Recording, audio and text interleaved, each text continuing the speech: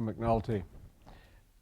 At the national level, if we're talking about different cultures, different countries, do you see any correlations between trust and, say, economic performance in these different cultures and countries?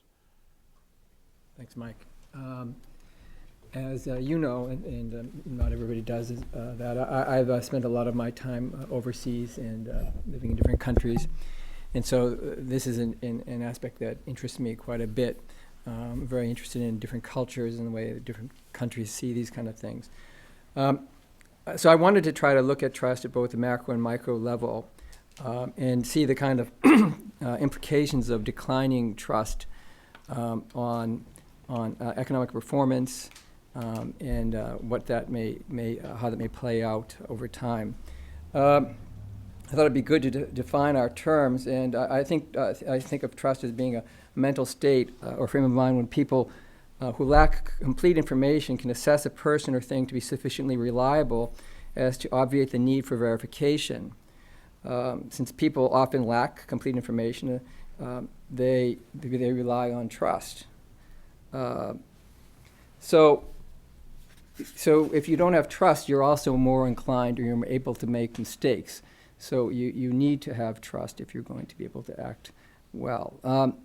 I won't try to elaborate on ethics much, but there is a kind of consensus regarding ethics on many basic aspects of social conduct, including respect for persons, property, and truthfulness. This consensus provides a basis for trust because when ethics is understood to be a reliable norm, costly and inefficient verification methods can be dispensed with, and the conditions for trust grow. I'd like to consider trust, that trust is more important when we may normally feel that it pervades all human activities. Let me begin by considering trust in terms of the most basic economic activities.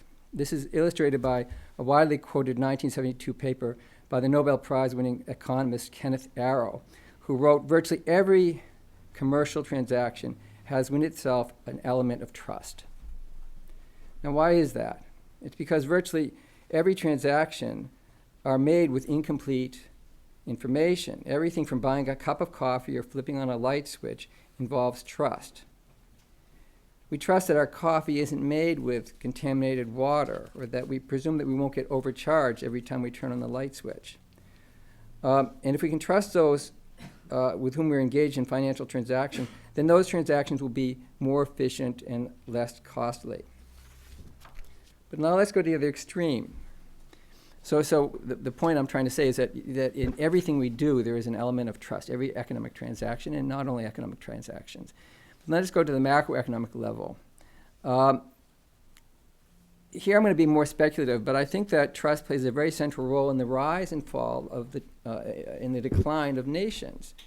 And so I want to look at trust, the political and economic institutions, because I think this is of grave concern. I want to illustrate this by referring to a book that's quite popular lately, which is one called Why Nations Fail by Darren, I think I'm not sure exactly how to pronounce this, Acemoglu and James Robinson. The thesis of the book is that what leads nations to succeed or fail is not a function of geography or climate or access to natural resources, but the quality of national institutions. Successful nations have economic and political institutions that they refer to as inclusive, whereas nations that fail concentrate the power, wealth, and opportunity in the hands of a few. The inclusive institutions serve the interests of many, and the ones that are extractive basically serve the interests of the few. I would describe trustworthy institutions as characterized by respect for truth, transparency, human rights, and equity of opportunity, whereas untrustworthy institutions are characterized by disregard for truth, denial for human rights, corruption, and access of opportunity confined to elites. To simplify, I would call these high trust societies versus low trust societies. My thesis is that high trust societies are more inclined to thrive, whereas low trust societies are more inclined to fail. One way to gauge if a society has high or low trust is to look at Transparency International's Corruption Perception Index. two countries that are listed there that are particularly useful for this kind of analysis are the two Koreas.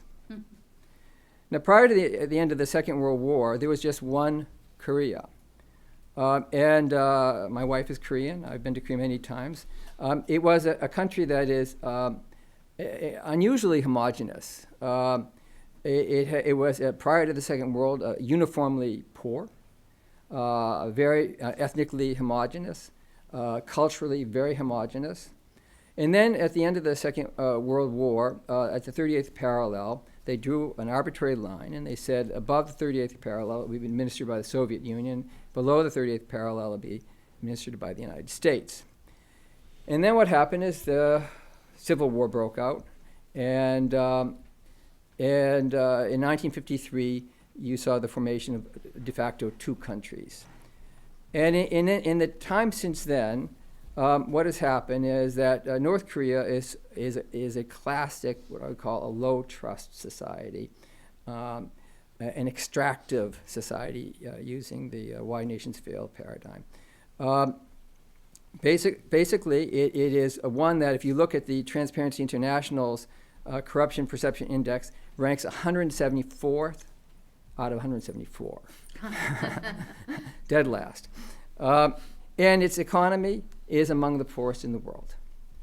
And if you take that type of analysis and you look at, you try to match up economic success with the Corruption Perception Index, it's a very reliable trend. Now, if you look at South Korea, again, prior to the war, identical to the North virtually.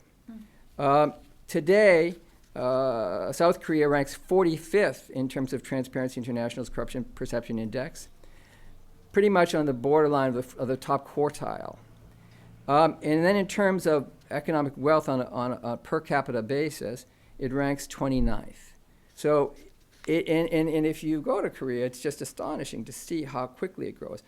It's growing, and it's a model. My wife, as I mentioned, is from Korea. Her father had 2 doctoral degrees, and he was a senior person in the government. When she was growing up, they had no indoor plumbing.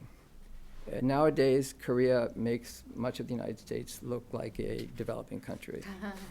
So there's a very clear correlation. I think at least something is going on here. I think that is quite interesting.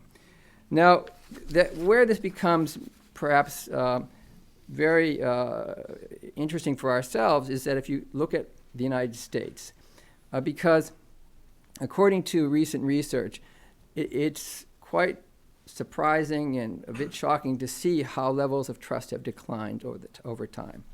So if you look at, for example, a recent poll put up by the Pew Research Center, in 1958, 73% of Americans indicated they trusted their government, while only 23% said they mistrusted the government. In 2013, the trend was exactly the opposite. Only 26% of Americans said they trusted their government, while 76% said they distrusted the government. And then if you look at attitudes towards business, it's very much the same. According to a recent Gallup poll survey, in 1979, 60% of Americans indicated they trusted American banks. In 2012, the percentage fell to 21%. And a University of Chicago and Northwestern University study showed that business generally had fallen to, trust in business had fallen to a similar low level. So I'm not trying to say that there's a causal correlation between trust and economic performance, but I do think that there is a correlation, and I think that when we see this kind of decline in trust, that really alarm bells should be ringing. And there was, just as an example, a quotation by one University of Michigan economist said, referring to the recent economic crisis, that and I quote, "The government's ability to fight the recession was substantially constrained by the fact that its credibility was in tatters. If you don't trust the institutions that you're relying on, then you're not going to give them the support they need to do their job." So you might be thinking that this is a very pessimistic talk I'm giving, and there's a reason to feel that way. But I think there is one very interesting countervailing trend that may provide some basis for hope, and it's very much relevant to our conversation here. And that comes from the recent work of the Ethics Resource Center and their National Business Ethics Survey. And I quote here, it said, "Misconduct witnessed by U.S. workers is now at historic lows, while reporting of misconduct is at near highs." And I think it's great that you see this high-level reporting, because it shows that people are not afraid to report.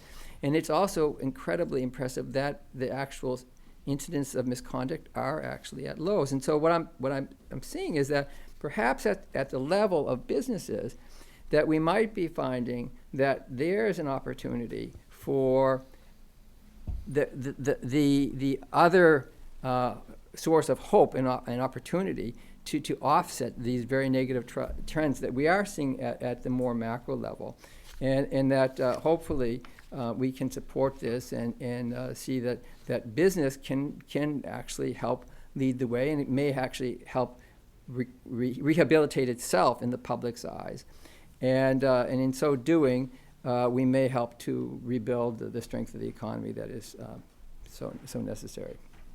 Thank you.